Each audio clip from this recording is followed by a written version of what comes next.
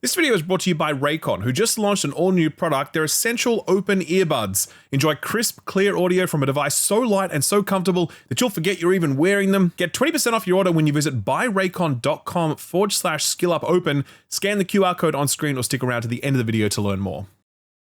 Gamers, absolutely huge week both this week and next. This week there's a ton of news to cover, everything from Bungie losing their independence as a studio to Xbox cancelling even more games. That's right. They found another one they hadn't cancelled yet, so they got right on that. Next week, things get even wilder with Gamescom over in Cologne, Germany. Jeff Keighley will be hosting one of his big traileramas in Opening Night Live, and after that, the show floor will open up where literally hundreds of upcoming titles will be playable. I won't be there, sadly, but luckily, I've been sent a few demo builds for some soon-to-be-announced titles. Really excited to talk about them very soon. But our website correspondent, Maddie Agnew, will be there covering the event on our behalf. Her schedule is absolutely packed with hands-on sessions and interviews, so do expect a huge amount of content to be rolling out across both the YouTube channel and the website over the next week or two. Speaking of the website, it's now officially 1 month old, or more specifically, 1 month since we announced it, and we genuinely could not be happier with the reception. The feedback has been both positive and constructive, and we've already made a bunch of fixes and improvements and will continue to do so. We're also pumping out a lot of content over there. We were among the first to cover the news that Sony were looking to wind back Bungie's independence. Austin put up a little review for Dead Take, that FMV horror game. Stu did some impressions for the upcoming Hell Is Us, which is looking pretty slick. And Maddie's recently been chatting with the Video Game History Foundation about the importance of preserving old games media like the 1980s magazine Computer Entertainer, a title that in the modern era sounds like what the Japanese would call an AI girlfriend. Anyway, I just wanted to provide that update because the plan was always for the site to become a nice complement to what we're doing here on the YouTube channel, allowing us to cast a light on games and stories that we don't have time to cover here, while also giving you breaking news faster. So far, it's all been working really well, and we've got some exciting announcements coming up that'll soon make it even better. So please do stop by to thisweekinvideogames.com, sign up for free or become a supporter to get some nice benefits. And with that, on with the show. And where better to start than everyone's favorite topic, Destiny and Marathon and other things, I guess. Last week, Sony held an earnings call with an accompanying Q&A session, and as often happens at these sorts of events, the most interesting stuff to come out of it was in response to questions from investors. Still with the top line stuff first though, things are going really well for PlayStation right now. The PS5 is now sold through an impressive 80.2 million units. Pretty good for a console with no games. I'm only joking, there's at least 3 games. These numbers put the PS5 at a very healthy sell-through rate when compared to previous generations, and are a stark contrast to whatever might be the sell-through rate of Xbox consoles. We don't have confirmed numbers for those, but various data points are suggesting that Xbox Series S and X consoles have sold through a combined 30 million units, but again, that is an unconfirmed guesstimate, so do take it with a grain of salt. Sony's numbers, though, are real, and they're likely to only pick up momentum throughout the remainder of this generation, since Xbox hardware is essentially finished at this point. Now, do you imagine that anyone is going to buy a brand new Xbox to play GTA 6? I don't think so. Console sales are still going to happen, and with Xbox going multi-device and multi-platform, and without a compelling library of exclusives, it's likely that Sony will soak up a larger proportion of the total console market going forward. That very phenomenon may go some way towards explaining PlayStation's recent jump in profitability. Overall games and network services revenue was up 8%, but operating income was up 127%, with most of that attributable to strong growth in third-party sales, as well as the growth of the PS Plus subscription service. Obviously, a larger install base is going to see both of those numbers go up, but that's especially the case if Sony is occupying an increasingly large proportion of the total console market, which is absolutely what's been happening since Xbox stepped back from hardware, leaving PS5 as the de facto video games console, other than the Switch of course, but that's a different device targeting a different market. So those numbers are really good, but they would have been even better had a number of Sony's live service bets paid off, or at the very least, didn't crash and burn spectacularly. When quizzed about Sony's live service strategy during the Q&A block, Sony CFO Lin Tao had this to say, quote, "In terms of transformation, it's not entirely going smoothly. But from a longer term perspective, if you look at the changes over 5 years, you see that there has definitely been a change. Of course, we recognize that there are still issues, many issues, so we should learn lessons from mistakes and make sure we introduce live service content where there's less waste and it's more smooth," end quote. Man, saying it's not entirely going smoothly is an impressive downplay. The CFO missed their calling as a head of comms. I think what they meant to say was the vast majority of live service projects that Sony greenlit fizzled out before they were even revealed,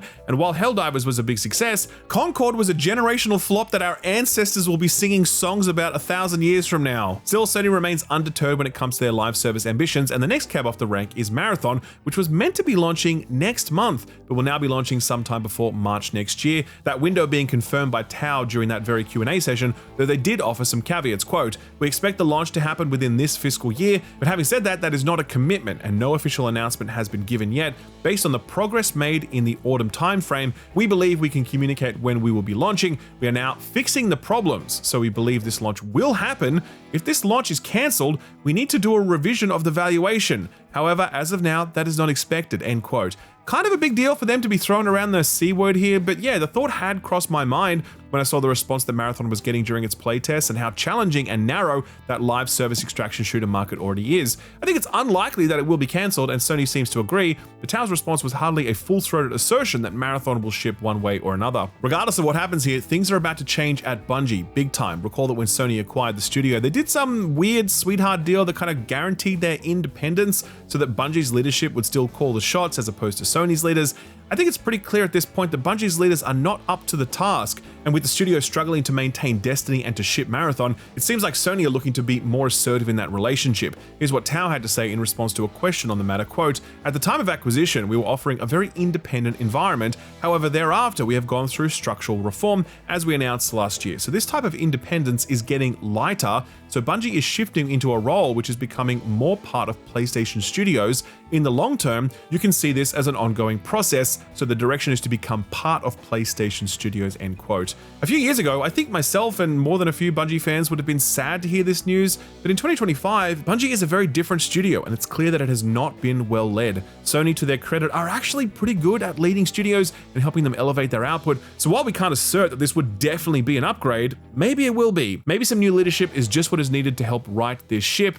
Yarra Viking fans, that reference was for you. Pivoting now to Xbox news, and they're back at it doing what they do best, cancelling video games. When the most recent round of layoffs and cancellations were announced, the one that saw 9,000 people out of the job and Everwild, Perfect Dark, and a number of smaller titles cancelled, questions swirled around the fate of Contraband. If you don't remember this one, I don't blame you. It was revealed in a very circumspect CG trailer a number of years ago, and all we knew about it was that it was something to do with smuggling, and it was being made by Avalanche of Just Cause fame, and it had a Steely Dan song in the trailer. More than enough reason to pre-order this one, in my opinion. Anyway, when the layoffs happened, the trailer for Contraband was suddenly and mysteriously delisted from Xbox's YouTube channel. No explanation given, and neither Xbox nor Avalanche would comment on the matter when queried, and we know that because we queried them ourselves. Well, the story was broken this week by Stephen Totillo's GameFile. He reported that he had a source that confirmed to him that development of the game was, quote, on hold, end quote, and just in case you thought he was lying, Avalanche put out a statement confirming his reporting soon after, quote, "Over the past several years, Avalanche Studios Group and Xbox Game Studios Publishing have collaborated on Contraband. Active development has now stopped while we evaluate the project's future. We're thankful for the excitement we've seen from the community since we announced, and we will give an update on what's next as soon as we can," end quote.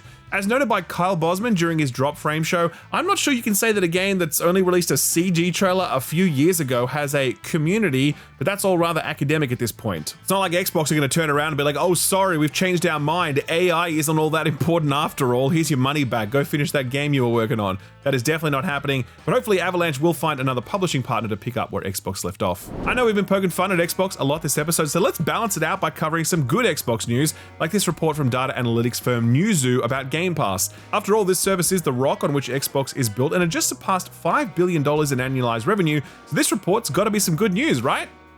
Wrong. Quote, "Something we've noticed, and we're a bit surprised, is that despite all the efforts done by Microsoft with Game Pass, the acquisition of many studios and the release of very high quality games in Game Pass, we struggle to find significant different behavior compared to players on PlayStation.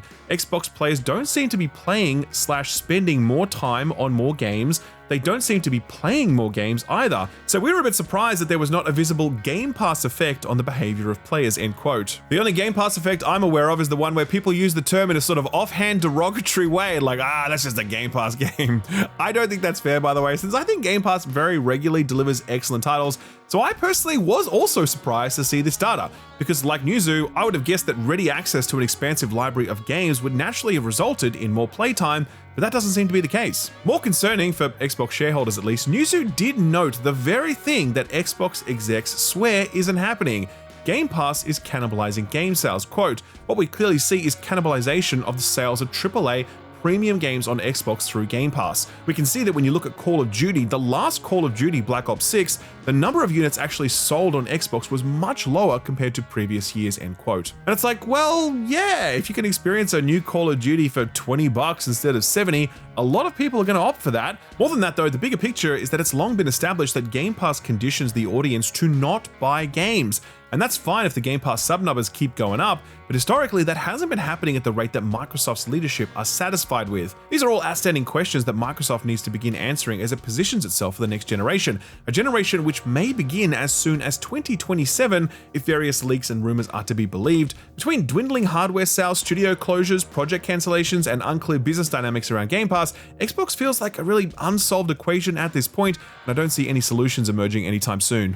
One outfit that appears to have its shit together, at least for the moment, is EA, because boy oh boy is Battlefield 6 doing numbers. On day one, it hit over 334,000 concurrent players on Steam, and on day two, it spiked to over 521,000. That makes it the 18th most concurrently played game in the history of Steam, surpassing any other Call of Duty title. And don't forget that those numbers don't include EA's own launcher, though I don't imagine many people are using that at this point. And it also doesn't include Xbox or PlayStation or Stadia, because Stadia no longer exists. But if it did, you can bet that at least 3 people would be playing Battlefield 6 on it, and one of them would be Phil Harrison. The game was so popular that queues for the servers ballooned to over 220,000 people, and that really takes me back to the days of trying to log into World of Warcraft during a major expansion release. Interestingly, EA says that their anti-cheat tech is doing its job, and that over 330,000 attempts to either cheat or tamper with anti-cheat tech were intercepted in just the first 2 days. Still, it hasn't stopped hackers from doing their thing, and there's already reports of wall hacks and aimbots in the game. Hopefully, EA can find a way to minimize that, because nothing stops a multiplayer game in its tracks like widespread hacking. One interesting tidbit comes from analytics firm Alinea. Their models guesstimate that Battlefield 6 has already sold through roughly 605,000 copies on just Steam.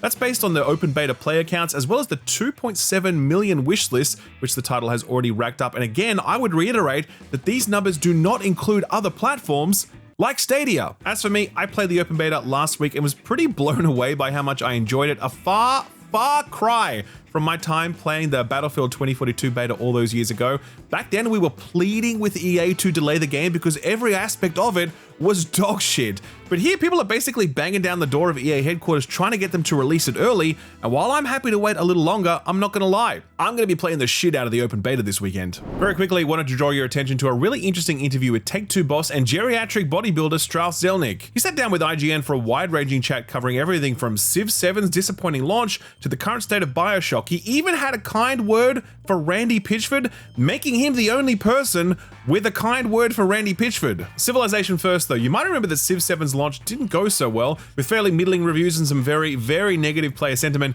Here's what Zelnick had to say on that front, quote, "I think the key thing is that Civ has always been a slow burn. It's always been a title that had, and I'm not really a big believer in the long tail theory of the entertainment business, but Civilization is an example of that theory, and right now our projections for the lifetime value of the title are very consistent with our initial expectations for the title," end quote. When asked about the troubled development of BioShock 4, Zelnick offered a lot more certainty than Sony were willing to with regards to Marathon, saying, quote, "It's going to come out, and I can say that hand on heart without question," end quote. On the development itself, he was fairly candid, saying, quote, "We've had some ups and downs along the way, that is accurate, and we have had changes in studio leadership. That said, we have very big shoes to fill on BioShock because of the legacy of Ken Levine, the legacy of what has gone before, which has been so successful, and we need to make sure that this experience is true to the BioShock DNA on the one hand, and a massive step forward on the other hand. That's always challenging. We think we're up to the challenge, but it's not been seamless," end quote. He said something really interesting later on. We're talking about the long development cycles most AAA games now go through. It's kind of sober reading, but I do think it's insightful. Quote, "The strategy of this company has always been to make the best entertainment, not necessarily the most entertainment. Of course, sometimes we've fallen short, but frankly, a precious few times. And I think some of our competitors have realized, maybe a little late in the day, that consumers are not okay with okay. Good is the new bad. Great is the new great. And our goal here is to make everything exceptional," end quote. Good is the new bad is, unfortunately, I think kind of true.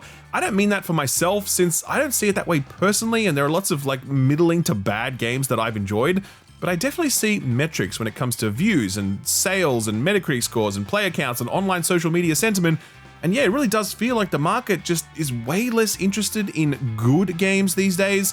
It's either a 9 out of 10 or it's straight on the pile for, wait for sale or wait for Game Pass or just skip it entirely, since there are just so many other options out there now, be it your backlog or your free-to-play live service alternatives.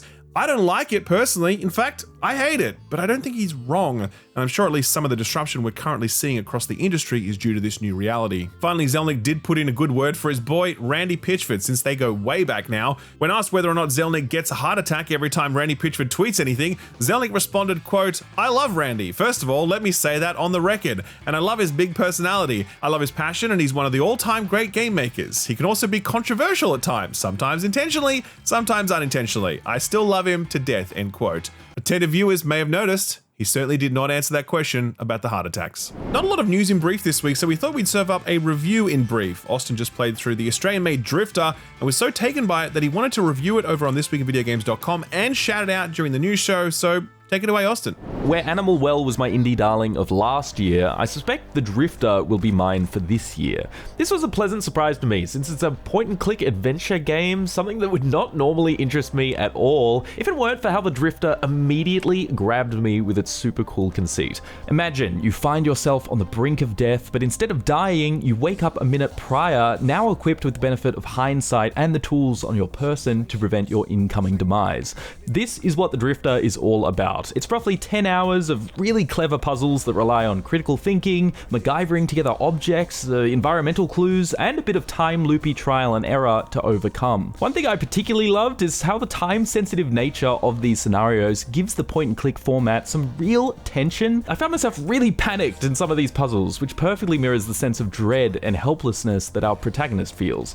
Speaking of which, perhaps the Drifter's greatest strength is in its characters and narrative. Our unlikely hero gets caught between a murder mystery and a scientific conspiracy, leading to a truly gripping, pedal-to-the-metal adventure that never lets up. But as fast-paced as it is, beneath it all is a very raw, very real emotional core centered around grief and regret, elevated by a cast of eclectic characters that are written, voice-acted, and animated with such charm and authenticity. Leave the poor guy alone. He's clearly asleep. Oh, hi. My name's Angela Grace. I write for the Herald. Can I ask your name? No. There's so much more I haven't said here, all of which I cover in my full review, which is up over on thisweekinvideogames.com, so do give that a read. But if you're already convinced, you can just pick it up on Steam right now for the price of a trip to the cinema, and I strongly recommend that you do.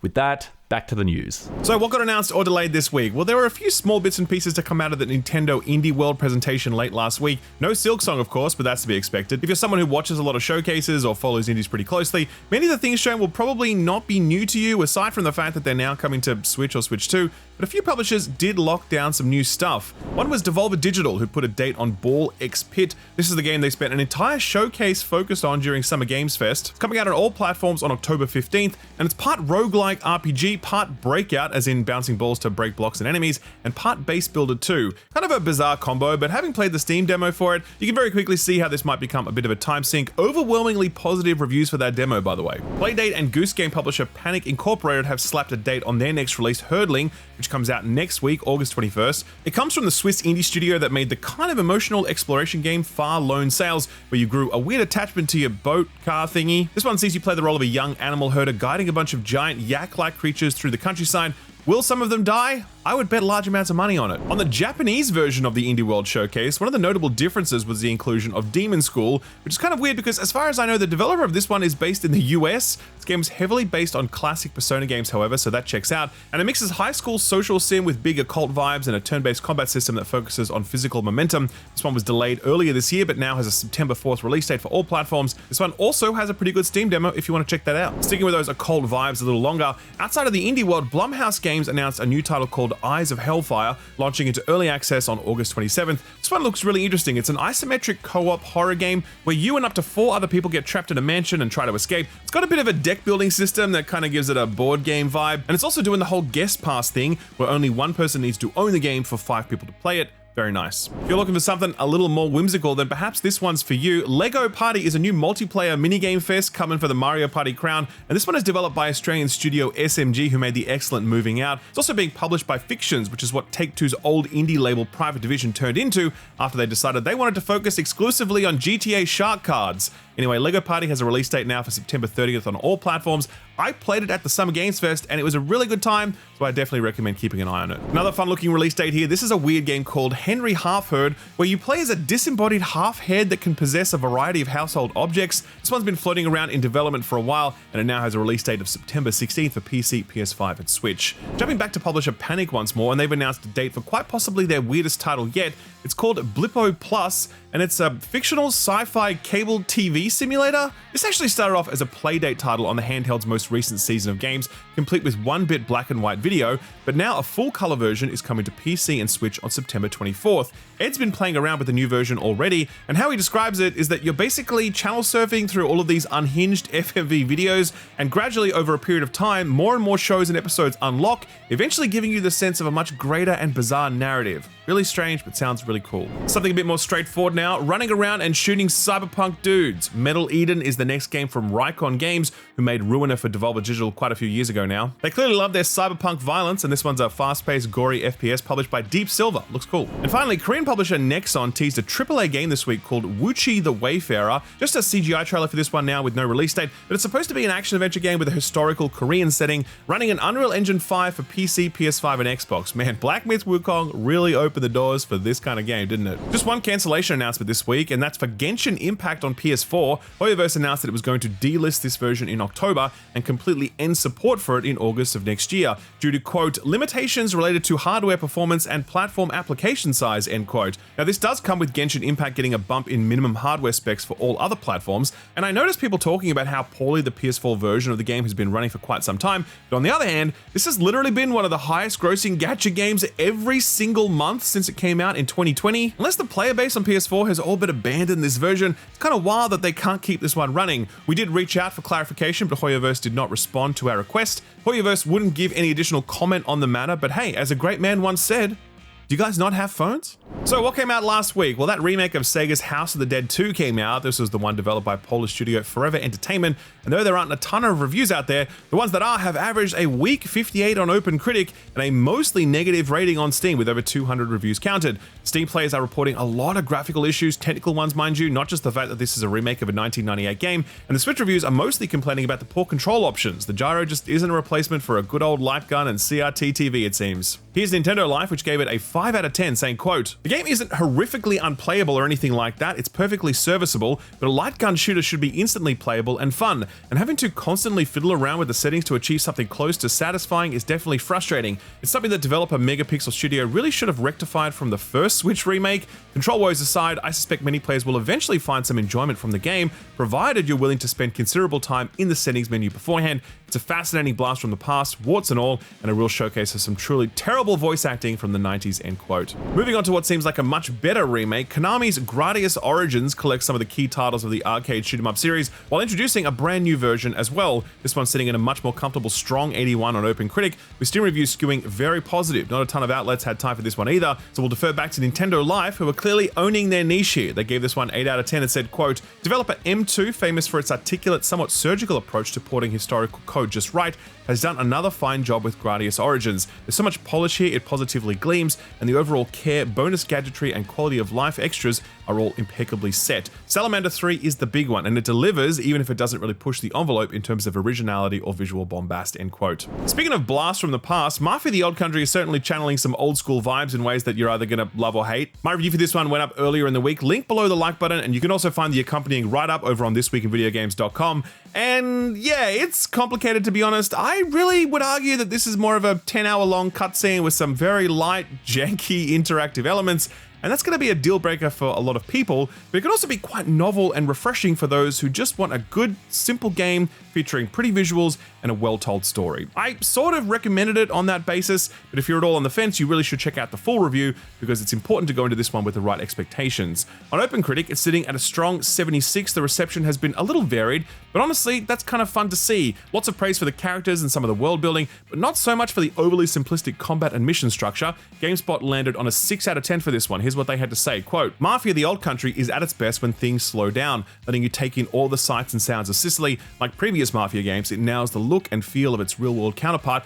by investing heavily in the details. Unfortunately, generic gameplay and dated mission design hold Mafia the Old Country back, making it feel like a relic of the early 2010s, end quote. Speaking of old, at QuakeCon over the weekend, Bethesda shadow dropped a surprise retro remaster, Heretic plus Hexen, which were id Software's fantasy analogs to Doom back in the day. Night Dive Studios handled these modern ports, and they seem to have done a bang-up job. An overwhelmingly positive user score on Steam with 632 reviews counted at the time of writing, 95% of them positive. Here's Steam user FH7, who has my favorite review. Quote, "I can't believe I'm living in 25 playing Heretic Hexen on my sofa with a controller, and everything feels cush as fuck, even without GZ Doom. The upgrade to change classes in the hubs is epic. The sound is amazing from the atmosphere to the soundtrack. I am so impressed. Safe to say, Night Dive is the new id. Thank you for all the releases," end quote. Taking a look now at our radar pick for last week, Ooh from solo Japanese developer Nama Takahashi. This one seems to have done pretty well for itself, so hopefully some of you enjoyed it on our recommendation. On Steam, it's sitting at an overwhelmingly positive sentiment with over 500 reviews counted, 100% of those positive. Pretty impressive. Here's Steam user Guaracia, who cleared it after 3 hours and said, quote, "My ideal video game, a perfectly flowing sequence of ingenious puzzles with a sort of charming presentation that cushions your head as you bang it against the wall trying to figure out a puzzle solution. Basically perfect," end quote. All right, so what's coming out this week? Things are starting to get a little busy again on the release front, at least if you're into a particular kind of game. We'll start with what is probably the most notable new release landing this Thursday. It's a system seller, it's a sports game, it's in the game, it's Drag and Drive, the multiplayer wheelchair basketball game for Switch 2 that is controlled exclusively through the Joy-Con mouse controllers. Man, did any of you drop into the weekend playtest for this thing between Battlefield sessions? Anyway, we all know Nintendo loves a weird motion-controlled sports game, but this one takes the cake for I'm not sure how long I can keep this one up for. It's 3v3 multiplayer, there's surprisingly a public matchmaking lobby system, and a bunch of mini-games that'll train you to do wheelchair backflips and shit, and there's a budget price tag of $20 to go with it. The reviews for this one so far aren't great, but we'll check in on those next week. Hey, remember Midnight Motor Club? I completely forgot that this was a thing. This is the PlayStation Live service shooter that takes place in a pitch black mansion, and it's developed by Velen Studios, who made Knockout City and Mario Kart Live Home Circuit. This one's been in early access since the beginning of the year, but on Thursday it hits the big 1.0 launch for PC and PS5. Mixed reviews on Steam at the moment for this one, with some recent ones talking about how it's become harder to play with your friends, but who knows what 1.0 might bring. This one's also a budget $20 title, and $20 is probably the entirety of Sony's marketing budget for this thing, because had we not been sifting through the new release schedule on Steam, we would have never known that this was actually coming out this week. Here's something we can all get behind. The remastered version of Dawn of War is coming out on Thursday, and hopefully they didn't mess around with this one too much. It was a classic back in the day. The Definitive Edition comes back with all the expansions and typical graphical overhauls, as well as support for 64-bit systems. Looking forward to this one. Jumping over to next week now, and on Monday the 18th, Devolver is launching the early access version of Stick It to the Stickman, a roguelike beat-em-up from Free Lives, the South African dev who made Angerfoot, Broforce, and Terra Nil. I don't know how they do so much. The big hook for this one is the physics-based combat, because if I learned anything from observing the most popular games on Steam, it's that goofy physics is the secret sauce that sells millions of copies. Nothing goofy about this next one though. Well, it depends on how you like to ride your skateboard actually. Sword of the Sea is the new one from Giant Squid, the studio that made The Pathless and Abzu, and whose creative director also served as art director on Flower and Journey. Did you ever wish Journey was just that level where you do the sand slalom thing? Because man, is this game for you. It's an atmospheric exploration and movement game, obviously focused on the fact that you surf on a cool sword, grind rails, go fast, do tricks, and visit cool environments. It's really beautiful, and I love what I've played of this one so far, so do put it on your radar, and be sure to tune into the FPS podcast this weekend, because we're actually interviewing the game's director, Matt Nava. You'll find that right here on the channel, or wherever you get your podcasts. Now, from the publisher that brought you Balatro comes something that is definitely not Balatro, but it might get a weird crossover event in the future. This one's called Void Breaker, and it's another fast-paced FPS, not unlike Metal Eden from earlier in the show. This one's a roguelike, however, launching into early access next Tuesday, and it's also apparently a solo project from developer Daniel Stubbington, who also made the Entropy Center. That game was a thinking game. This one's definitely a shooting one. Hey, did you know Ubisoft are putting out a game this week? It's true. It's called Morbid Metal, and it's a roguelike character action game developed by German studio Screen Juice. Like Voidbreaker, this one started off as a solo project, but it clearly evolved into something much bigger now that there's a whole team around it. This one launches into early access next Wednesday. And finally, all of you out there who only own an Xbox, rejoice, because Black Myth Wukong is finally coming to Xbox Series consoles on Wednesday. And no, there was absolutely not a secret console exclusive deal that they didn't tell us about. They just happen to require exactly 1 year from original launch date to solve all of the technical problems required to get it running on a Series S. So yeah, makes perfect sense. All right, that was a lot of games about hitting and shooting and sporting. Now, how about a game that revolves entirely around character customization? Put this on your radar.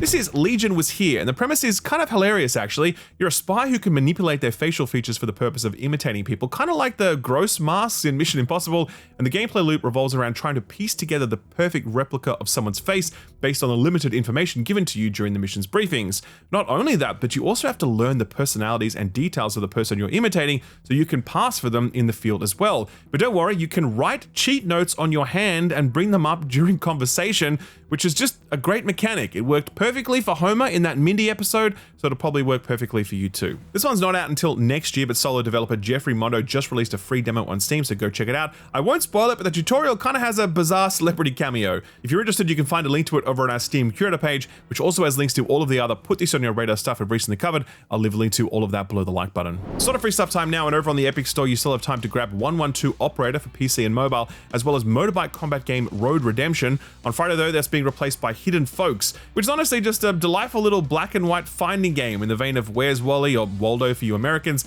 as well as totally reliable delivery service, a physics-based delivery game that dares to imagine a world where the gameplay of Death Stranding is even more cumbersome. God bless. And on Prime Gaming this month, they've got a new slate of freebies to give away to Amazon members. There's a bunch of stuff you can grab over there, the best ones being gold codes for Civilization 3 Complete, as well as Thief Definitive Edition, both of which you can grab right now. Our feel-good story for the week involves Riot Games. Now, they've had a pretty shitty couple of weeks actually, and it's entirely their own doing since Riot China put out some shitty AI-made cinematic that everyone hated, and then they later said that it was creator-made. Anyway, that was terrible, but Riot did deliver one W this week. Recently, Riot announced that they were ramping up their efforts to combat boosting and smurfing, which is where really high-skilled players play against lower-skilled players for either kicks or because they're being paid to boost account rankings. Riot's director of product, Drew Levin, tweeted out some info about Riot's goals and actions on this front, and one particular person was not happy with what was going on. Incredulous, they replied, quote, "For example, my main income is boosting/coaching, but I make off coaching only maybe 15%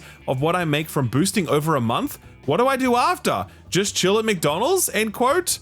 Levin's response, reposting that person's tweet with a helpful link, careers.mcdonalds.com. See, Riot, you have your moments. Not many of them, but you do have them. All right, that's it. We are done for the week, so thank you for stopping by. If you had fun, be sure to click that like button, subscribe if you haven't, and do ding that notification bell. You can also follow us over on Spotify if you want to watch your stuff over there. And of course, this week in videogames.com is your one-stop shop for breaking news, reviews, previews, features, interviews, and more. You can sign up for free or become a supporter to get a bunch of nice benefits, including ad-free versions of this very new show. Plus, you'd just be supporting what we do, and we'd really appreciate that. Okay, I'm off to play Battlefield all weekend long, so wish me luck out there. Take care of yourselves, and don't forget to stick around for a word from this video's sponsor, Raycon. Do you ever get tired of always having earbuds stuck in your ears? Do you exercise a lot and get frustrated when your earbuds start falling out? Do you like to still be able to hear what's going on around you when you're listening to music or a podcast on the go? Well, this video's sponsor, Raycon, has just the product for you, their all-new Essential Open Earbuds. The Raycon Essential Open Earbuds solves so many problems created by traditional earbuds. The biggest one for me is comfort. I don't know about you guys, but always having a piece of plastic jammed into my ear can start to feel a little uncomfortable after a while. The Essential Open Earbuds sit around and on top of your ear, and no word of a lie, sometimes I forget I'm even wearing them. The best use case though is exercise. There isn't a single pair of earbuds that stay in my ear when I'm jogging, but I don't need to worry about that with the Essential Open Earbuds because their design means they stay on no matter what I'm doing. Plus, I don't get so much sweat built up in my ear, but even if I did, the Essential Open Earbuds are IPX5 certified water resistant. The sound quality is crisp and clear, allowing me to enjoy music and podcasts while also being able to hear what's going on around me, and the battery life is excellent. 8 hours of continuous playback and a total of 36 hours of charge time with the charging case. These are what I keep in my sports bag now, or what I wear when I go out for a walk or a run. They're comfortable, reliable, flexible, and the perfect way to listen to music or podcasts while leading an active lifestyle.